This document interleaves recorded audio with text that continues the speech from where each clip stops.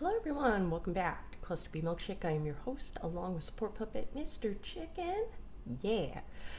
Today we're going to talk about lack of depth in narcissistic relationships. And, because we shallow, we don't let anybody dig below the surface. Every once in a while we may feel comfortable enough to share some vulnerable parts about ourselves, but a lot of us keep that closed off. So I did make a video on can narcissists have authentic relationships, and I did list off everything that a narcissistic person would need to work on to have authentic relationships. What you would need to look for as well, because this is the base of all healthy romantic relationships. Okay? The next step from authenticity in friendships is depth in the relationship. So I thought I would do a quick video on that just to finish up and basically talk about the bullshit that we fail at. Yeah. All right. So, depth in a relationship refers to the level of emotional connection, intimacy, and understanding that exists between two individuals. It goes beyond surface level interactions and involves a profound understanding of each other's thoughts, feelings, and experiences. Now, reading this, even though that I say that we keep these things closed off, because we don't trust other people with what's going on up here. This is why, there's so many defenses to protect us, lots of walls, and punishments if you get too close. But this is really, the human experience. This is what everybody wants. I do know from my experience that I hate, talking about the weather and shit. This is why I would rather stay away from all relationships, because I don't like that shallow crap, and I don't like in the past when nobody knew who I was, getting into the nook and cranny that is me. All right, but I do believe that a lot of people do want this type of depth in their relationships. A lot of dark traded personalities will use this to fucking get into your psyche. Okay? So, not only do I want you to see this is something that you need to work on in your personal relationships. Not be looking for this shit outside your relationship. This is what get you bitches cheating. This is what gets you assholes cheating, because you are looking for this type of connection on the outside. The ones that are not just trying to fill their boredom and just go fucky sucky out there. I'm a traveler, on fucking the dating apps. Yeah, sure you is. Sure you are. All right. So, number one, emotional connection. Depth in a relationship is marked by a strong emotional bond. It means being able to share and express emotions openly, being empathetic towards each other's feelings. Now, a narcissist can be cognitively empathetic. They can understand what you may be going through, but there is no feeling connection going on. This is the struggle with us having relationships, is the feeling part. So to me, I think the downfall of not having the empathetic connection is being judgmental. We need to shut the fuck up because we don't know what the fuck we're talking about. If you were going through something, we're trying to think of the logical reasoning behind it, and this is going to make you feel dismissed of your feelings. We just need to shut the fuck up. All right. Where am I? And feeling a sense of emotional security and support. This is being the good listener. Listening to what your partner is going through. Now, I don't know if I was thinking, do people like get pissed off if their friends or partners or family members are not actively trying to help you figure out this Rubik's Cube of your issue? Do you like that they are listening to you? I do know, I did not do this on purpose, okay? But I do know that one time my partner was talking and I'm sitting there looking at him and I fucking dissociated for like 20 seconds. And I wasn't hearing anything that this motherfucker was saying. Nothing. And he was like, are you even listening? He was so fucking not happy with me. And I didn't do it on purpose. And it's not because, I don't know if it was my brain just fucking shut off, just because whatever he was talking about, was he complaining about something? It didn't have to do with me. He was just talking and and my brain just fucking shut off. It wasn't on purpose, and it doesn't mean that I don't care about, him. But yeah, that happens without me actually reaching in there and fucking shutting off the shit. So I can also see how that would upset him into thinking that I don't care, and that's not good. But, all right. Number 2, vulnerability.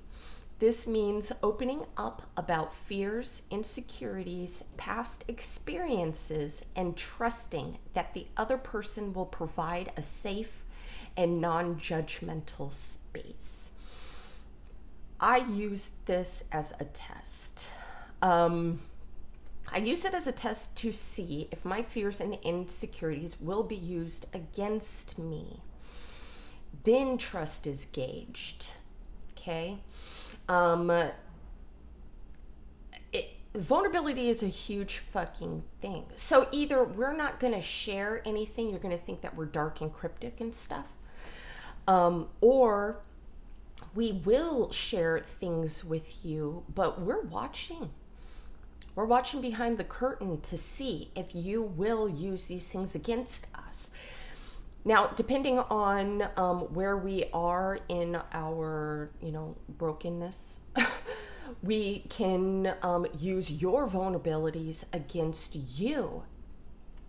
This is total projection. Our fear we're gonna do to you.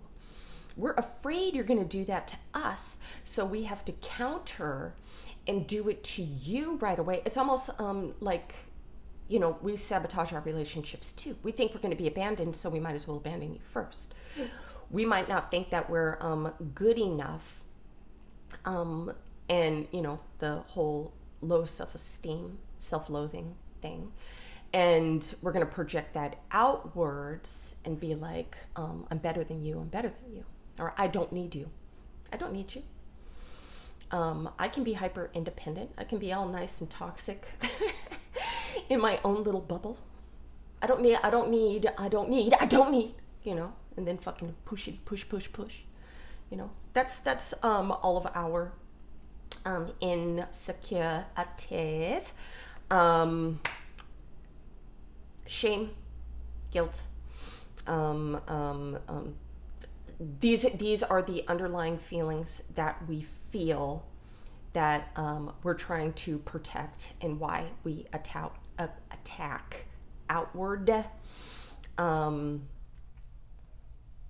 Yeah, don't let others play with your emotions. That's a boundary. Don't. This is something that is in manipulative books out there, like Robert Greene's 48 Laws of Power and The Art of Seduction. They tell you how to use other people's emotions against them. So really, please, I know when you get into relationships, you do want to be like open and honest 100%. Microbites, bros, microbites, you know. See if you can trust them on small little things. I'm all about humor and stuff and joking around and stuff. So I can tell you things that I'm insecure about and we can joke about it and stuff, you know. One time I told my partner that, you know, I have to shave my face either with one of those little razor things or fucking a real fucking razor.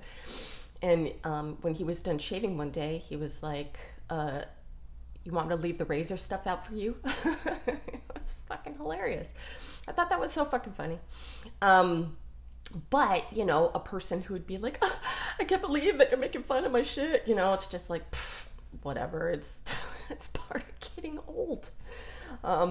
Yeah, so I've always laughed at a lot of my insecurities and stuff like that. But, you know, having somebody do massive betrayals and stuff, I mean, come on. I ain't laughing that shit off. Number 3, intimacy. Depth in relationships are encompassed by various forms of intimacy, including physical, emotional, and intellectual. It involves a deep sense of closeness, trust, and comfort with each other. Now, I was just talking about the comfort thing. Please don't get too comfortable in the beginning of your relationships. Usually the first year is when you're gauging everybody's shit. You are seeing how you guys are getting along, trusting, learning if you are compatible, how you deal with rupture and repair of arguments and stuff that you're going through, you know, your fight and flight response, if codependency is going to kick in, or your attachment styles, how you can communicate through those without blame shifting or having double standards. There's a lot going on with that, and you really need to feel safe. So safety is huge in your relationship. And a lot of people, you know, we're not born, we don't fall out of the vajay knowing how to navigate these relationships. And a lot of us grew up where we were taught that love was toxic. And we're not, you know, intellectual enough to be like, oh, I have to reprogram myself. We're living on autopilot, okay? I think that is part of forgiveness of past toxic partners too, is understanding that we don't know what the fuck we're doing. We don't know. We're just winging it, and yeah, we're blaming you for everything because of our own shame or guilt. Shame and guilt. It's not just fucking shame. You know, some of us don't have guilt, or at least we lock the guilt part away, because I always feel like this thunderstorm of guilt, and then I just crush that shit down and attack. So I'm sure that it's there. It's just, you know, just like smoke. I don't know where the fuck I was going with that. Let's continue. Number 4, mutual understanding. This means being able to truly listen and comprehend each other's perspectives, needs, desires, even if they differ from your own. So this is not being judgmental and criticizing your partner's perspectives on things. You know, a narcissistic person, we don't understand you normies and the way that you think and everything. We do think that people think like us. Everything, you know, is through a narcissistic lens, which I made a video on that too. How we see the world, or at least I do, you know, through that filter. I'm always watching, looking, calculating how I'm going to speak, react, shit like that. So it's very important that narcissistic people understand that people do think differently. Their motives can be different. And instead of jumping to the defense, asking questions. So I fucked up with this a lot. I would assume instead of asking questions, I would ask questions in the beginning of relationships, but I start to assume that my person's being malicious or trying to harm me in some way. Being in the relationship, getting close to my partner, I become more scared. Okay? And I'm thinking that you are going to hurt me. And a lot of the times you do. And a lot of times, not a lot of the times, but you know, sometimes you don't know that you are hurting your partner because we are very hypersensitive. Darker traded people are going to hurt you on purpose. And like I said before, they're going to use your vulnerabilities against you. Okay? You need to get the fuck out of those relationships if you have already brought it to their attention. They know what they're doing because you brought it up all the time. Okay? And they're still doing the thing. All right. Number 5, shared values and goals. This means having a shared vision for the future and working together towards common aspirations. Now, I did bring up just a few core values for an example. So we have integrity. This is also not having the double standard fucking thing, you know, and doing what you fucking say, you know. A lot of the times a narcissistic person, you know, we're just like kids and we're like, oh, I'm gonna, you know, want to do this thing now and then I'll just change my mind later. You know, and we're not really thinking about taking responsibility of the things that come out of our fucking face hole. We don't. And a lot of people didn't make us accountable. Even parents in the past, they just let us cross their boundaries all the time too. Or we ran away from parents and stuff. A lot of us, you know, left the nest when we were teenagers too. So we had to raise ourselves as well. Anyway, integrity. Honesty. Narcissistic people wear false masks, so we're, you know, we're like living a lie. We don't know what's real all the time, so you really have to define what honesty is important to you when you're with someone who is a narcissistic person, because an unaware person is just, they don't want to get in trouble, so they're just going to fucking say whatever to get along with you or to keep you in the dark and stuff. And this could be over fucking anything, not even shit that matters. So many times I've read how cluster bees lie when they don't have to, and they're not aware. It just flies out of their face, and they have to be very aware of what they are saying, you know. Open-mindedness is another one. That's, you know, seeing the world multifaceted, not just everything is fucking solid. This goes for everyone. Okay. Communication, how you speak to each other. You're not talking, you're talking with people, not at people. Okay. This isn't a fucking TED Talk. Shut the fuck up. Respect, I think that goes along with that too. Also, you respect the relationship. You're not going to let any third party get in the middle of your relationship. And if you are completely blind to the concerns of your other partner, and I'm not talking about somebody trying to control you, like if you had a friend of the opposite sex your whole life, and or they're a coworker or something, like I'm not worried about coworkers. If you're going to fuck up the relationship, that's on you. If you've been working with these people, your whole life, and I'm just a new person coming in, and you're going to have them when I'm gone anyway, fuck it. But you letting new people into our space, that's not okay. You being friends with exes that you don't have children with, that's not okay. Okay? All right. Work ethic is another one. If you don't want to be dating some lazy douchebag who has no fucking goals and who is just a leech on your life. Loyalty, we all know what the fuck that is. Commitment, yes. You don't want somebody who is always throwing away the relationship. I have done that in the beginning of all of my relationships because I don't trust you.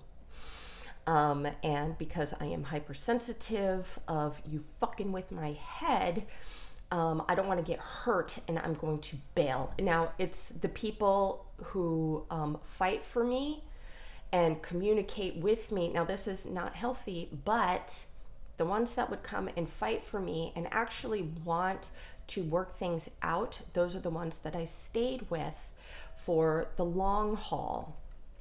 And yes, because I felt comfortable, and then it kept me from running away in the future. But, just like the habit tracker video I made a couple years ago, the fights get closer together, okay? That means that trust is being lost. I don't fucking trust you. All right. And compromise. Okay, this is, you're going, it's not compromising solid boundaries and stuff. You don't want to be taking advantage of, in any way. You do want to be like compromising. Okay, I like cloth. You like leather, couch or whatever.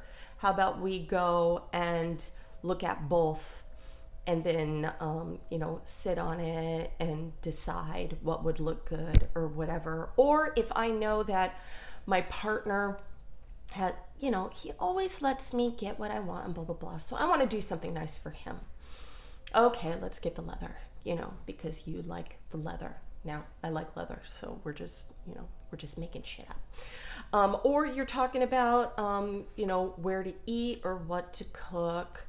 If, I went vegetarian for a year. And so, my ex-husband, it's like, eat whatever you want, go out and get a burger or whatever, for lunch and stuff like that. But for dinner, I'm not making separate meals. We're going to make one big fucking veggie meal. And that's the compromise. I'm not doing the thing. He's not going to make me feel like shit for, not whatever, but you go and clog up your arteries at lunch. I'm not a vegan anymore, or vegetarian, but you know what I'm saying. Compromise, right? All right. Shared values and goals. We talked about that. Okay. Number 6, mutual growth. This means being invested in each other's well-being, helping each other overcome challenges, and celebrating achievements together. Investing in your well-being and overcoming challenges also in your relationship. So if they don't want to work on the relationship, that's a huge red flag. You're done. They don't want to be in it anymore. They don't want to work on it. They want to be alone in their darkness, or they want to take their darkness to somebody else. There's nothing you can do. There's nothing. You can grieve. You don't have to seek revenge on a broken person.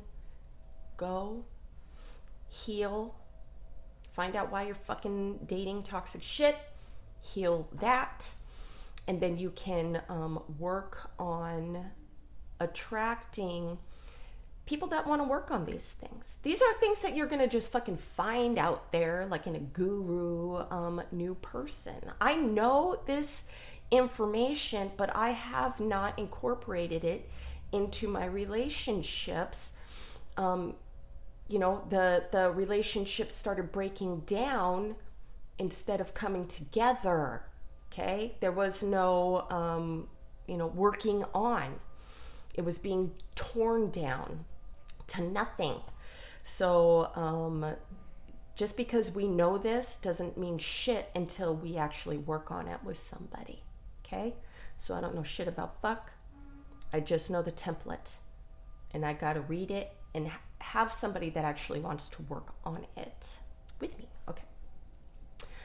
7, time and commitment. Depth in relationships is often cultivated over time through shared experiences, memories, and commitment to each other. It requires investing time and effort into nurturing the connection and maintaining the relationship depth. All of this, okay? So, time and commitment, that doesn't mean that you are enmeshing with your partner, you're becoming codependent on your partner.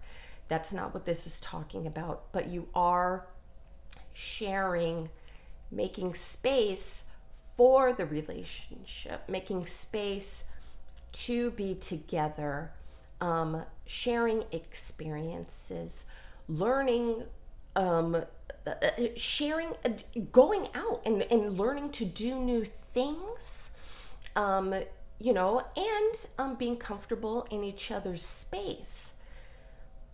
Please notice if you're having any low-level emotional feelings, depression, or whatever, and please don't take it out on your partner. It is not your partner's fault that you are depressed. They could be contributing to it if you are in a toxic environment. You need to get yourself out of that environment, or you need to be learning tools on how to remove yourself or getting outside help and support for that, okay? Now, I'm not telling you being the abused, but, the toxic individual will become depressed and very unhappy and low, and they will blame you for that. So everybody needs to take responsibility for their inner growth, and you need to have a support system. So if you're getting sick and your partner don't give a fuck, reflect, they don't care, okay? All right. I hope that was helpful. Have a great day. Namaste.